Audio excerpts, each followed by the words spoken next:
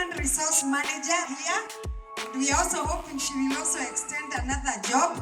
So she's a Group Human Resource Manager, Radio Africa Group. She's a seasoned HR professional with over a decade of experience across diverse sectors, including multinational corporations, private companies, and non-governmental organizations. Currently, she holds the esteemed position of Group Human Resource Manager at Radio Africa Group. She's dedicated to transforming workplace challenges into resounding success stories. Throughout her career, she has been fortunate to work with esteemed organizations such as Coca-Cola, Procter & Gamble, Oxfam, and World Vision Somalia. She holds a Bachelor of Commerce in Human Resource Management from Kabarak University and a higher national diploma in Human Resource from the Institute of Human Resource Management. She has also pursued a Master of Science in Human Resource Management from JKUAT and achieved the distinction of being a Certified Human Resource Practitioner, that is CHRPK.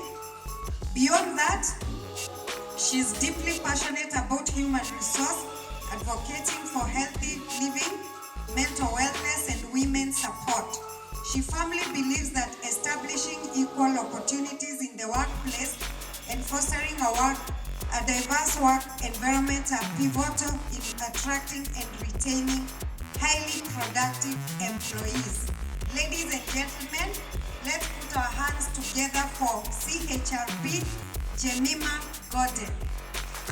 Karibu Jemima.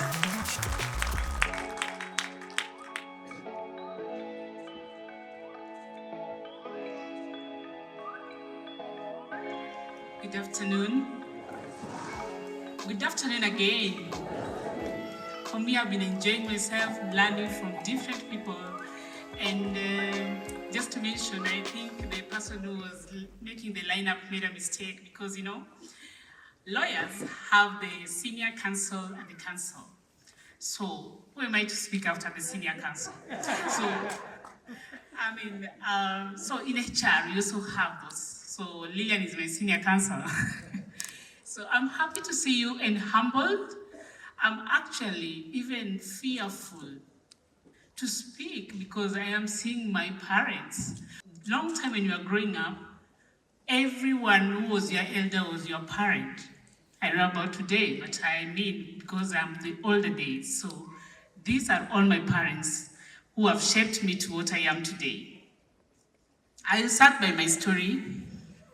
And just to mention, when I was starting my Bachelor of Commerce and I was doing my research, it's my father who was my lecturer and who was also marking my research.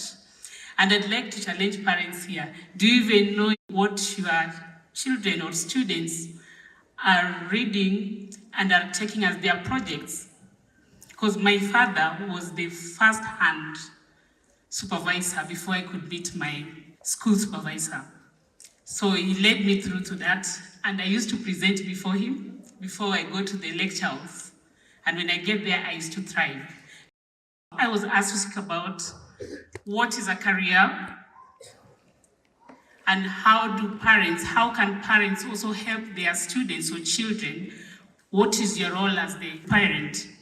So I must say that parents are the guidance first before the lecturers or before the teachers, because it is you to mold your child by what you do, what you say, and your affirmation to your child. My father was away the day I was being born. I was born in a bush, and it's a true story. And when he came back, he asked my mom, "What is the name you're giving to this child?" And my mom said, "Alvin." But my dad said, "No, let us agree on one thing."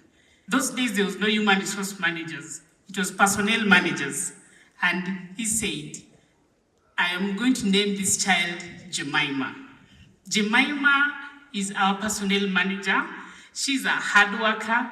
She keeps time. She's on point. She has content and everything. So I grew like that with the affirmation from the parent.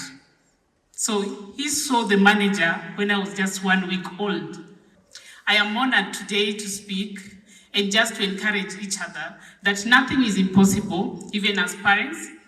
When it comes to honoring and just accepting the route that your children are taking, if someone wants to become a footballer, your role is to help them and have the balance.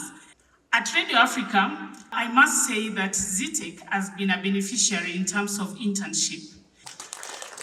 Right now, we have like 15 employees from ZTEC University, and when it comes to performance in management, you find that they're the outstanding students. So what we are saying is true. This is really the right place to bring your children, and you have not made a mistake. Even for me, to have accepted to do my PhD here, I had to do my research because it's not something that is easy, that you just come and pick any institution and do your PhD there. When it comes to students or children who are aspiring to take their co-curricular activities as their career, as a parent, you need to have an open communication just to understand why, and also just to bring your end of the story of why you think they should do this. But remember, balance is key. Then for the students who are also in the school and are aspiring to take their co-curricular activities to the next level, it is very important that you network. For example, in the business school, we have the Diamond Trust here, and even Radio Africa, we just ensure that you align your passion and your activities towards that. Do the networking when there are conferences, ensure that you join and all that. So that then now you can now open your mind and know the right direction to follow. For the students, when you get the roles, when you get the jobs, or when you are still doing your internship, that is the time as HR we recruit. Internship for me as a HR practitioner, I take it as a recruitment source, because when you see a student carrying out themselves during the internship, of course that is what they will be when they become the employees. And so to say again at ZTEC, most of the students who come from here, we employ them when they come back. And sometimes we even engage them before they come back to work. So some of them even do their evening classes as they work with us.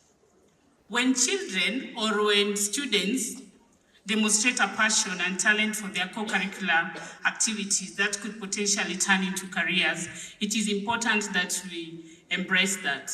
My son is 7 years old, but he already has like 15 medals in swimming at 7 years old. Because he loved swimming, we embraced it, and he's becoming like a professional swimmer at 7 years old. But that doesn't mean that I'm not taking him to school. I do take him to school. But at the end of the day, he's already been recognized by clubs, and people are ready to even sponsor. So it is important that you also just embrace. If your child today comes and tells you, I want to become a singer, what will you say? You will not embrace it. The only thing you can do is to have that discussion and balance around, and just ensure that you balance the two. As you sing, make sure you also get your A's. As you sing, make sure you also follow the rules of the game and ensure that you graduate and finish, so that then it also opens for you some other doors in future. And then, when they do well, both in school and also in their co-curriculum activities, just ensure that you celebrate the milestone.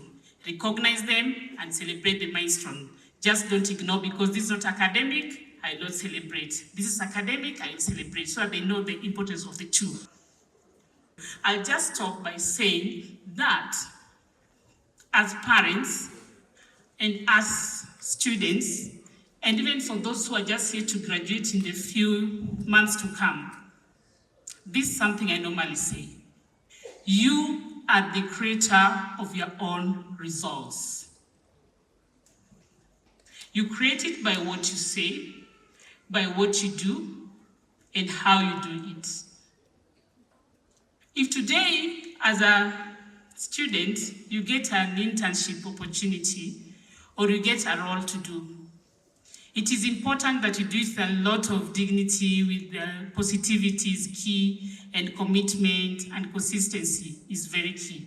Why? Because if you don't do it like that, you will be attracting the negativity. So Positive begets positive. Negativity begets negativity. So it is important that you bless what you are, and at the same time, it is very, very important that you watch what you say, how you do it, even as parents, what you tell your children, what you instill in them. That is what is going to make them future ready as well. Thank you very much, ladies and gentlemen.